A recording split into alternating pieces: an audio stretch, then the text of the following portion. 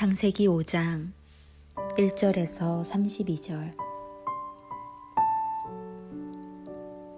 이것은 아담의 계보를 적은 책이니라. 하나님이 사람을 창조하실 때에 하나님의 모양대로 지으시되 남자와 여자를 창조하셨고, 그들이 창조되던 날에 하나님이 그들에게 복을 주시고 그들의 이름을 사람이라 일컬으셨더라.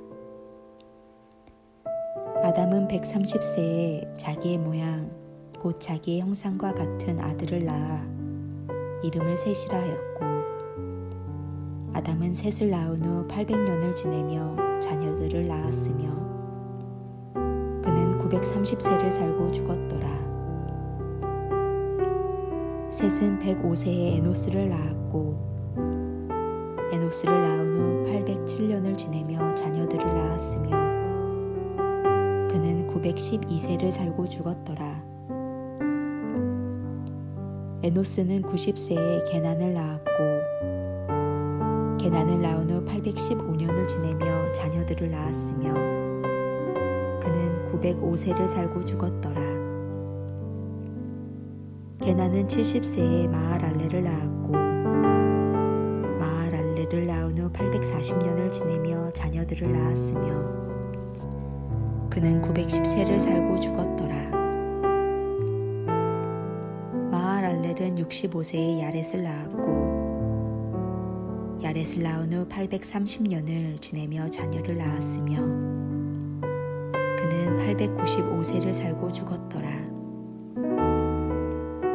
야렛은 162세에 에녹을 낳았고, 에녹을 낳은 후 800년을 지내며 자녀들을 낳았으며 그는 962세를 살고 죽었더라. 에녹은 65세에 무드셀라를 낳았고, 무드셀라를 낳은 후 300년을 하나님과 동행하며 자녀들을 낳았으며 그는 365세를 살았더라. 에녹이 하나님과 동행하더니 하나님이 그를 데려가심으로 세상에 있지 아니하였더라. 무드셀라는 187세에 라멕을 낳았고, 라멕을 낳은 후 782년을 지내며 자녀를 낳았으며 그는 969세를 살고 죽었더라. 라멕은 182세의 아들을 낳고 이름을 노아라 하여 이르되, 여호와께서 땅을 저주하심으로 수고롭고 일하는 우리를 이 아들이 안위하리라 하였더라. 라멕은 노아를 낳은 후 595년을 지내며 자녀들을 낳았으며 그는 777세를 살고 죽었더라. 노아는 500세 된 후에 셈과 함과 야벳을 낳았더라.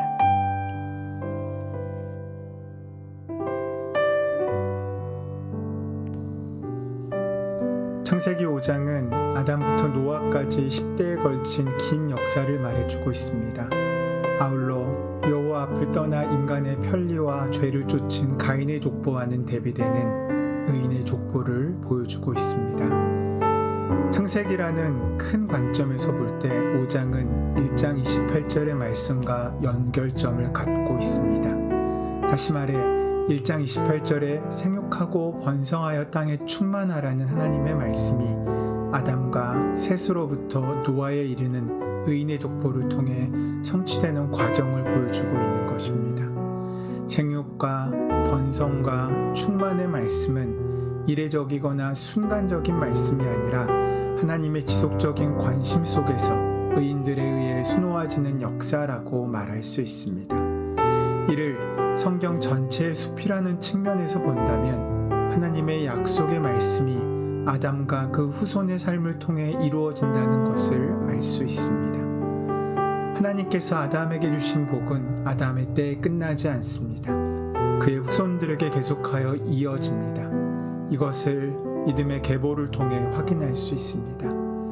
우리가 기억해야 할 것은 우리의 삶에 있어서 그 복이 내 자신의 시대에 이루어질 수도 있겠지만 내 후손을 통해서도 그 복이 완성될 수 있다는 가능성을 믿음 안에서 바라볼 수 있어야겠다는 것입니다. 하나님께서 우리 삶 가운데 어느 계기를 통해 복을 주시기로 약속하셨다면 그 약속은 우리 당대를 넘어 대를 이어 성취되는 하나님의 약속일 수 있다고 기대하는 믿음을 가져야 한다는 것입니다. 오늘 말씀하신 족보는 가인의 족보와 비교됩니다. 가인의 족보에는 그들이 일생을 살면서 이루었던 업적이 하나씩 붙어 있습니다. 예를 들어 가인은 성을 쌓았고 유발은 수금과 퉁소를 잡았고 두발가인은 동철로 각양 날카로운 기계를 만든 것들 말입니다. 이에 반해 셋의 족보에는 다만 살고 낳고 죽었다를 강조합니다. 가인의 족보에는 운명을 이루었다는 이야기와 낳았다는 말은 있지만 죽었다라는 말은 없이 끝납니다. 그러나 아담과 셋으로부터 이루어지는 믿음의 계보 가운데는 낳고 죽었다는 사실만 반복됩니다. 우리는 앞에서 하나님의 명령을 어겨도 결코 죽지 않는다는 뱀의 꼬임과 하나님의 말씀을 어길 때 정령 죽으리라는 정반대의 말씀을 만났습니다. 여기서 우리가 주목해야 할 것은 죽었다라는 말씀입니다. 이것은 하나님께로 돌아갔음을 의미하며 이는 3장 19절에 흙으로 돌아가리라는 약속을 성취를 말하고 있는 것입니다. 악인의 특징은 영원히 죽지 않을 것 같은 생각으로 삶을 산다는 것입니다. 그러나 의인의 족보에는 죽었다가 반드시 붙어 있습니다. 그들은 죽는다는 사실을 기억하고 살았다는 것이며 돌아갈 본향을 기억하며 나그네로 살았다는 것입니다. 죽고 사는 문제, 생명과 죽음의 문제, 이는 족보 속에 담겨진 진지하고 중요한 깊이 생각해야 할 질문을 우리에게 던져주고 있습니다. 평균 수명이 증가하고 생산 인구가 감소하는 초고령화 사회로의 급격한 전환은 우리를 무척이나 불안하게 만듭니다. 사회적으로나 개인적으로나 이런 변화에 충분한 준비가 되어 있지 않기 때문입니다. 분명 인간은 오래 사는 것만으로는 만족할 수 없는 존재입니다. 역설적이게도 이 사실을 가장 분명하게 보여주고 있는 사람들이 바로 최초의 인류들입니다. 오래 사는 것이 중요한 것이 아니라 하나님과 어떤 관계를 맺으며 어떤 소망을 품고 사는지가 더 중요하다는 것입니다. 그래서 성경은 우리에게 가장 오래 살았던 무두셀라가 아닌 하나님과 동행하였던 에녹의 특별함을 말씀해주고 있습니다. 에녹은 하나님과 동행했습니다. 하나님과 동행한 에녹의 삶, 그것은 넓게는 에녹이 하나님의 구원 역사에 동역한 것이며 좁게는 하나님의 형상대로 지음받은 아담의 계보를 이어가는 다리의 역할을 충분히 한 것입니다. 24절 말씀입니다. 에녹이 하나님과 동행하더니 하나님이 그를 데려가심으로 세상에 있지 아니하였더라. 뜻이 같아야 동행하고 동역할 수 있습니다. 에녹이 하나님과 동행했다는 말에는 에녹과 하나님이 같은 뜻을 향하여 나아가고 있음을 볼 수 있습니다. 일방적인 것을 동행이라고 말하지 않습니다. 성경은 에녹이 하나님을 뒤따라갔으며 라고 이야기하지 않고 동행했다라고 말하고 있습니다. 그것은 같은 마음을 서로 갖고 있었다는 것입니다. 하나님 편에서도 에녹 쪽에서도 같은 마음을 품고 동행하는 삶을 살았다는 것입니다. 다시 말해 에녹이 하나님과 동행하더니 라는 표현 안에는 하나님의 에녹을 향한 갈망과 노력이 들어있음을 말해주는 동시에 에녹 또한 하나님의 뜻에 동의하고 있음을 의미합니다.